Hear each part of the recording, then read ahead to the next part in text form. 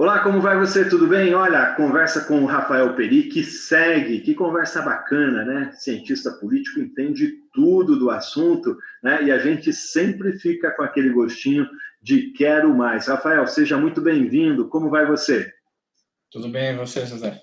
Olha, o Rafael está aqui compartilhando conosco neste curso sobre como utilizar as redes sociais com inteligência e estratégia nas eleições, e a gente falando, né, aproveitando a experiência dele como cientista político, como mestrando da Universidade Federal do Paraná, estudando o trabalho dos legislativos, a gente está aí trocando figuras e informações sempre para enriquecer o nosso conteúdo.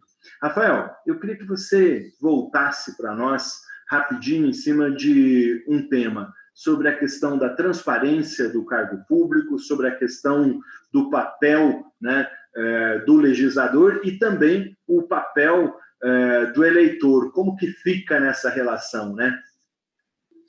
O papel do eleitor, a gente falou na última conversa, o papel do eleitor, basicamente, na verdade, é anterior falando da educação política, né? Eu bato muito nessa tecla. Enquanto o eleitor não tiver educação política a ponto de fiscalizar, não adianta ter o dado lá.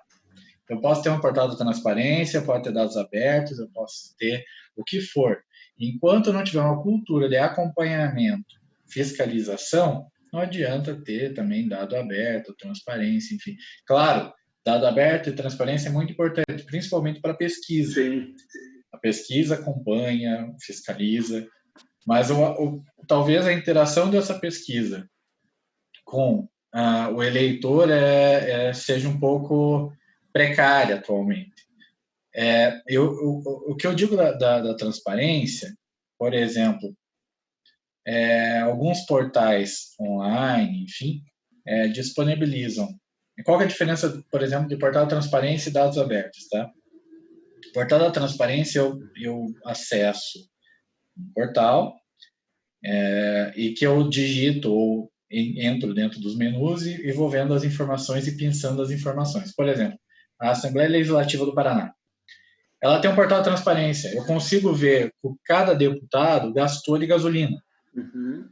Mas eu não tenho isso tabulado, eu não tenho os dados disso. Eu tenho um PDF que eu preciso ir lá, digitar no Excel e fazer isso manualmente. Quando você fala de dados abertos você fala de dados brutos no Excel prontos, que eu posso jogar no programa, rodar e categorizar. E categorizar, entendi. Então ele é mais amplo, ele é mais aberto, mais direto. Ele permite que você trabalhe, trate, faça refinamentos e etc. e tal. Mas essa abertura, essa transparência, né, ou com dados abertos ou fechados, já é um avanço, né, dos órgãos públicos, dos legislativos. Agora, precisa-se também que o próprio eleitor faça uso da sua prerrogativa e do seu direito, que é ir lá olhar, fiscalizar e até mesmo, se for o caso, denunciar, né? Eu quero retomar... Também, só deixa eu concluir. Claro. E outra importância também dos portais é justamente a manutenção deles. Então, é a atualização constante de dados, é a iniciativa, quando passa de uma gestão para outra, ser mantida. Então, no Brasil, a gente tem alguns problemas nesse sentido. Até tem o professor Rafael Cardoso Sampaio, que pesquisa isso na Universidade Federal do Paraná. Ele tem um grupo de pesquisa sobre isso. Se via muito essa questão de a iniciativa começar numa gestão, mudar da gestão ou partido, daí essa iniciativa morrer. Então, talvez seja um problema de continuidade, que é um problema de política pública em geral no Brasil.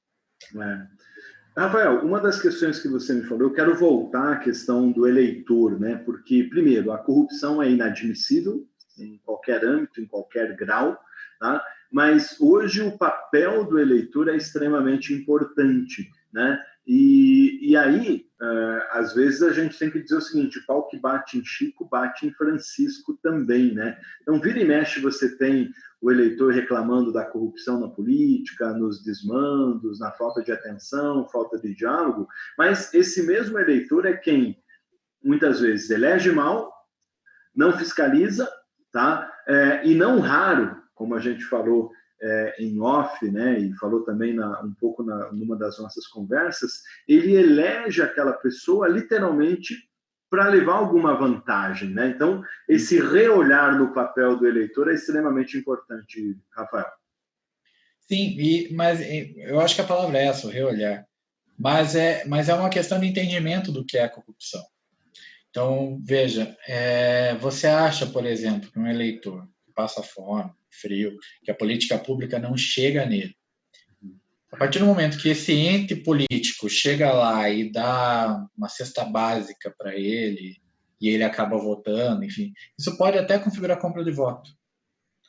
Mas você acha que ele tem esse entendimento que é corrupção? Eu acho que esse é o primeiro ponto da gente conversar sobre isso. Uhum. Eu tendo a não crer que ele considere isso como corrupção. Não, ele não vai considerar, não, né? Do ponto de vista jurídico, é que é um erro, exatamente, uma falha e é um crime, né? Exatamente. Então, eu acho que, voltando, educação política. Então, falar, olha, teu voto importa, não está chegando política pública aqui porque você não votou na pessoa correta para fazer isso. Então, só que como você fala para alguém que não sabe o que come amanhã, que ele tem que pensar a longo prazo, que ele tem que pensar numa política pública. Uhum. Então, isso é muito difícil. Agora, aonde está o erro? O erro, onde está o erro, né? Na população que não se informa, no Estado macro que não traduz isso de forma correta para as pessoas, a despeito de ter todas as condições, meios e canais, ou é o próprio político que não tem interesse de que esse tipo de eleitor diga o seguinte: puxa vida, a despeito de eu não ter a comida aqui para esse mês, eu não vou receber a cesta básica, ou não vou receber a gasolina, ou eu não vou trocar o meu direito de voto amplo e restrito por a possibilidade de ser mal representado. Então, eu gosto muito de um debate sobre gosto.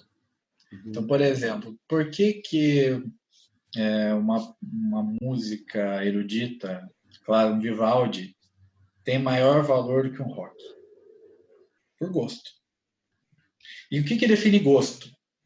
O gosto define por uma série de regras, uma série de intelectuais, enfim, uma série de pessoas que entendem do assunto e que fazem essas regras dando um consenso geral do que é ou não é bom. Então, a gente tem muitos debates, por exemplo, que funk é ruim, rap é ruim, enfim, e essas questões... Sofrência é ruim, sertanejo é ruim. Isso. Né? Assim, então, MPB é ruim, né? Pra gente... Eu vejo que as regras são feitas para favorecer aqueles que já ganham, sempre. Até porque quem ganha é quem está fazendo a regra. Então, quando você fala sobre uma falta de educação e sobre o que a política, o que os eleitores precisaria acontecer para mudar, talvez fosse alguém de fora desse circuito criar essa regra. Porque o que acontece? Que ele está dentro, ele quer se perpetuar. De forma conveniente, né? Mas é natural. É natural do ser humano tentar se perpetuar numa posição de poder. Ninguém quer cair.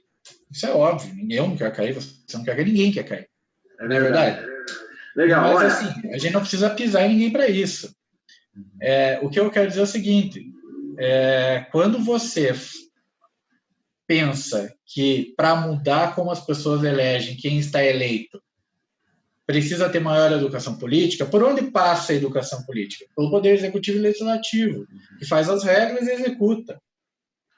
Então, o ovo ou a galinha veio antes, né? Veio o ovo porque veio do réptil, mas a ideia não é essa. Mas legal. Então, é um ciclo vicioso entre falta de participação e falta de educação, e, enfim. Talvez eu gosto de iniciativas a parte do poder público que deem educação política. Eu gosto de iniciativas que falem de política na periferia. Porque, agora sendo bem sincero, quem tem condições geralmente tem mais educação política. Sim. Quem tem condições geralmente vê mais noticiário, tem mais tempo, não está pensando que tem que dar comida para o filho. Então, pode parecer um papo ideológico, mas não é pragmático. É no sentido de falta tempo para coisas mais supérfluas. Entendi. As pessoas primeiro têm que comer. A famosa pirâmide de Maslow, né? Nossa conversa de hoje é com o Rafael Perique, que é cientista político, mestrando da Universidade Federal do Paraná. Rafael, obrigado pelas suas dicas, pelos seus esclarecimentos. Valeu, obrigadão.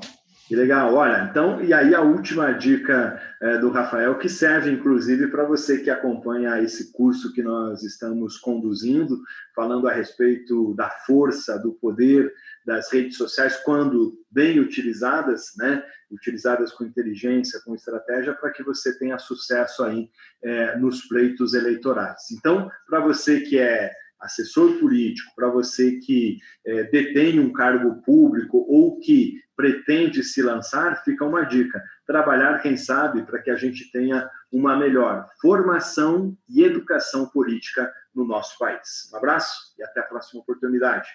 Um abraço.